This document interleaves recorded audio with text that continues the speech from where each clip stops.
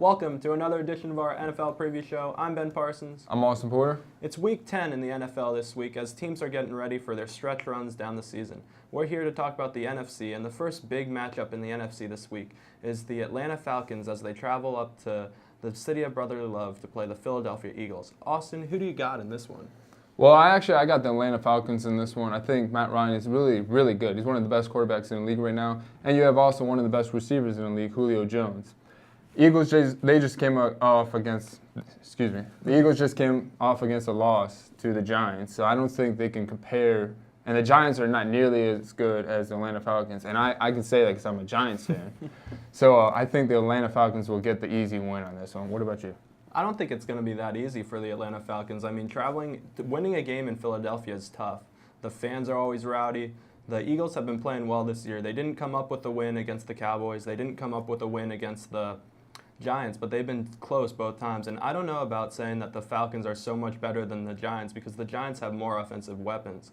The one thing the Falcons can do is run the ball more than the Giants, but I think the Eagles are going to show up in this game because I think Carson Wentz is going to drive that team to victory in this game, and I think their defense is going to step up when it matters. The next game we'll talk about is the Minnesota Vikings at the Washington Redskins. Both of these teams are desperate for a win this week. Who do you think is going to take this one? Well, you see, in the past couple episodes we've had, I picked the Minnesota Vikings, and they've let me down. They lost to the Bears, and the Bears are not good. Nope. And then they just lost to the Lions, Which I picked, by the way. In overtime, which was a really good game overall. So, unfortunately, I'm going to have to go with the Redskins. And like I said, I'm a Giants fan, so I don't want the Redskins to win, but I really do think the Redskins will win just because the Vikings are not looking good right now. They're on a 3-game lose streak, and it might be 4 with this week going on. How about you?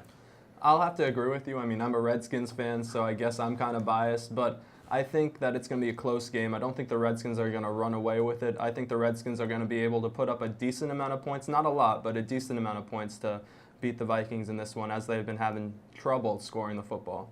So I think the Redskins are going to take this one. Vikings defense is still looking pretty well, so yeah. I see what you're saying there. The final game we'll talk about today is the Kansas City Chiefs as they travel to Bank of America Stadium to play the Carolina Panthers. Who do you got in this one? I got the Chiefs in this one. The Carolina Panthers are not looking good. I'm sorry, Joe. I know you're a Carolina Panthers fan, but they're not looking good. Cam Newton was sacked 5 times, 2, could have been penalties, There's always that debacle every game when it's Cam Newton. But the offensive line is not looking good. They can't protect Cam Newton at all. So Kansas City, their defense is just they're having a field day on Cam Newton. I already predicted now. So I think Kansas City is going to get an easy win. And plus, Cam Newton only beat the Rams by how many points? It was less than a touchdown? 3. Yeah, 3 points? All right. Yeah, there's no way they're going to beat him. So what about you? This is going to be a great game because Carolina is coming off of 2 straight wins, and the Kansas City Chiefs are 6-2 so far this year. I mean, Kansas City has a great defense, and it's going to be tough for, as we saw in Week 1, it's tough for Carolina to do something against a high-quality defense. I mean, Denver gave them trouble all game, and if they can't protect the quarterback, Cam's going to be in trouble. And so I think that Carolina is going to have a lot of difficulty in this game. It's going to be close. It's going to be hard fought, but I think Alex Smith, who's starting this week for the Chiefs, is going to pull this one out in a close matchup. All right, that's it for us with the NFC. We're bringing back another segment. It's going to be fantasy, and Jack Taylor will be taking that. So here's Jack. Thanks, guys. It's Week 10 in the NFL, and the election has just ended. So as it seems, nothing is able to be predicted anymore, but I'll try my best. To start things off, the Rams take on the Jets, and the Jets have a lackluster at best defense, and so a stagnant Todd Gurley, I believe, will be able to come out of his shell this week and get out of the sophomore slump. I think we'll have a big game against the Jets, and hopefully that'll kick their season off. Next, I got David Johnson against the 49ers. The 49ers are a laughable team when it comes to defense. They even let Mark Ingram run all over them. So a running back like David Johnson, who has been shut down the past 2 weeks against the Seahawks and the Panthers and teams like that, I think he will come back into his season and play like the running back we all know he is against this awful 49ers defense. Next, wide receivers. I think that he started off the year great, but Antonio Brown has disappeared these last couple weeks, and so have the Steelers. With Ben Roethlisberger coming back after an injury, I think that it's going to take a lot from those two to beat these on-fire Cowboys. Then Stephon Diggs, who's also coming off of an injury, is going to face the Redskins. And they have a good secondary, but I don't think it's going to be enough to shut down Stephon Diggs, as he has been a great wide receiver when he is healthy. Lastly, the Seahawks are taking on their hardest game of the year. No one has been able to beat Tom Brady and the Patriots, and they've been putting up so many points on offense. Russell Wilson had been doing lackluster through the beginning of the season, but has started to come back, scoring 2 touchdowns against the Bills, and he had great chemistry with Jimmy Graham. I think they're going to try to use that to counteract what Tom Brady and Rob Gronkowski have. And if they're going to beat the Patriots, they're going to need to put up a lot of points. And then Drew Brees, who has been overshadowed by Matt Ryan, is doing great with his team too. He doesn't have the same type of receivers that Matt Ryan does, but he's been able to perform just as well. And now they're taking on one of the best defenses in the league, the Broncos, who have a great front seven and a pretty good defensive back group. So in order to beat them, they're going to have to put up a lot of points, but I think they're going to be able to do it. That's all from me, and I'll send you now to Joe McLean and DeAngelo Stevenson. Thank you, Jack. Now that the elections are over, we can get back to football. First, going off with our AFC matchup, we're going to talk about our first matchup. The Dallas Cowboys will travel to Pennsylvania, one of the most shocking states in the election this week, unfortunately, as they travel to Pittsburgh to take on the Pittsburgh Steelers. Joe, who do you have in this game? Yeah, this is an interesting game because the Pittsburgh Steelers, they had a really bad loss last week to the Ravens. Ben Roethlisberger, he had his injury. Some people were saying, which I agree with, he came back a little bit too early because he just, all his throws were off and he just was not himself. He did not have a good game at all. And the Dallas Cowboys, they're probably, I would say, the hottest team in the NFL right now with Dak Prescott and everything they have. And they've won, 7 games in a row? Which they haven't had that kind of streak in a long time. And so I think the Cowboys, they're going to keep that momentum going when they go to Pittsburgh, go to Heinz Field. And the Steelers are just reeling right now, and they're struggling so much, and Big Ben is still recovering from his injury. So I do think the Cowboys will take this one. Yeah, I'm going to have to go with the Cowboys as well after we've heard the past couple of weeks the quarterback controversy between Tony Romo and Dak Prescott. In my opinion, I think Dak should stay at the commanding of this offense because he's really been helping this offense this year. I mean, of course, Dez Bryant hasn't been a factor, but he still finds ways to get the job done on the offensive end. And you look at Ezekiel Elliott, who was my potential rookie of the year this year. He's just been hands down the best running back in the league, and he's only a rookie. And the Pittsburgh Steelers, like you said, Ben Roethlisberger, I think he came back too soon from his injury, but like we said, he's back now, and I still think him and Antonio Brown is like 2 of the best duos in the NFL. So I'm still going to go with the Cowboys, but it's going to be a really good game. All right, the next game we're going to talk about is one of the funnest games this year, in my opinion. You had the Legion of Boom going against Tom Brady down in Foxborough. Who do you have for this game, Joe? Yeah, this is a Super Bowl 49 rematch from a few years ago.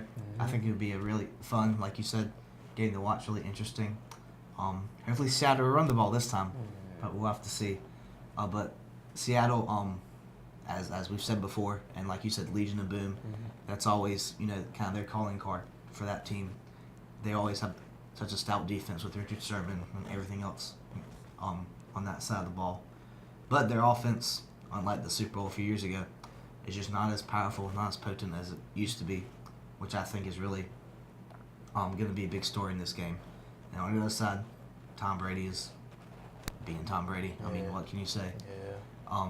Patriots are strongest team in the NFL right now on both, or at least in the AFC, I would say, on both sides of the ball. And it's in Foxborough, which is always a tough place to play.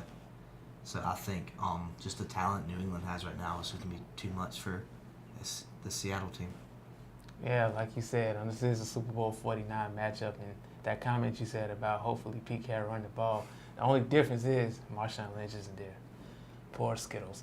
But, I'm just going to have to go with the Patriots winning this game because, like you said, they are the hottest team in the AFC, and the Legion of Boom, they've been looking really great for the past couple of weeks. But, Tom Brady came back in his first 3 games. He had 1,000 yards. Name one quarterback who's thrown 1,000 yards in his first 3 games. I don't think you can. But, the Patriots are going to have this game. They have too many weapons on offense. It's just as good as Richard Sherman, Earl Thomas is, and Cam Chancellor. That secondary is just not going to stop Rob Gronkowski unless he gets hurt. But other than that, the Patriots are going to win this game. Now, our final matchup we're going to talk about in the AFC is the LA Rams traveling to New York to take on the Jets. Joe, who do you have in this game?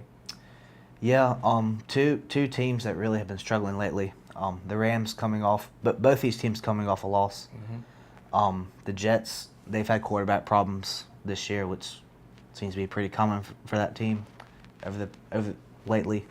The Rams, Todd Gurley is just kind of having a slump. He and as well as the Rams had a fast start, but they have kind of died down a bit in terms of talent and playing well. The Jets, while they are 3-6 and they haven't played all that well lately, they really are not that far behind the Bills and the Dolphins in their division. Only a game and a half behind the Buffalo Bills. So they are in last place, but I do think they'll start to get it together. They're slowly get a rhythm going, some momentum against a depleted Rams team, and so I'm going to take the Jets in this one. I'm going to have the Jets to go with this as well, and it's kind of hard to pick either team because they've both been really slacking in the past couple of weeks. Both teams are coming off a loss, like you said, and when you look at, you look at the Jets, just the quarterback situation that they have right now. Geno was hurt. Fitzpatrick is known to be the guy who doesn't, come through, but he's the starting quarterback and he's putting up good numbers for the team. This defense as well is just not that good this year. And you look at the LA Rams, I just think it's just the hype. Just going back to LA and just they're trying to settle in. And like you said, they've had a great start, but, they've just been lacking of talent. And, it's so sad to see Todd Gurley, who's been so explosive a year ago, not just doing what he's been doing, the past couple of weeks. But, I'm going to have the Jets go with this game. They're at home. MetLife is always packed, is always loud, whether the Giants or the Jets are playing. So I'm going to have the Jets take this game. All right, and that does it for us this week. On behalf of Capital City Sports, I'm Joe McLean. I'm DeAngelo Stevenson. And we'll see y'all next week.